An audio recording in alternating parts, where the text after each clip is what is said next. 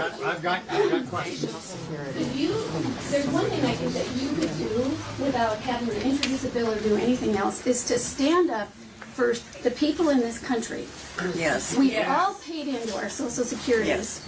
Our employers paid into it. We paid into Medicare. Stop the use of the word entitlement. That would be one step that if you just use the right language, this is not an entitlement. We're not getting this because we exist.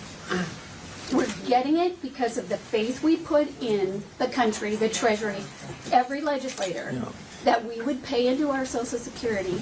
We would have it when we retired. We paid into Medicare.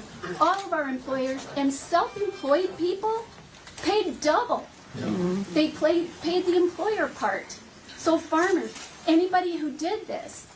So stop the use of the word entitlement because it's insulting to all of us. Earned benefit. Every single person elected to Congress should stop the use of that word and insist that it not be used.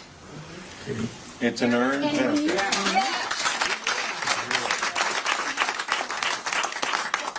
somebody 30 years old to 59 has to prove that they're working, that they're worth the benefits they get, but we can't talk about taxing the ultra rich because we might be losing money on somebody that's getting food stamps in a town like this. Where are they going to work? How are they going to prove You got to have jobs. that they have a job and the transportation to go get those jobs? So Childcare. I think the general population is sick and tired of hearing about the tax cuts for the wealthy, the ultra wealthy, the uber rich, whatever you want to call them.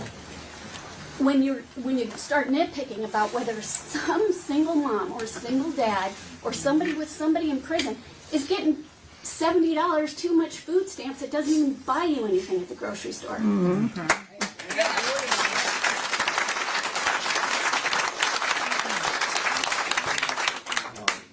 If you're asking me if we're going to cut Social Security, no. And I wouldn't hope that you'd even worry about that when you have both Biden and Trump running the campaign that we're not going to cut Social Security. I asked if you could stop using the word entitlement, admit that we paid into it, and just fund it fully. And do whatever taxing you have to do at the top. Exactly.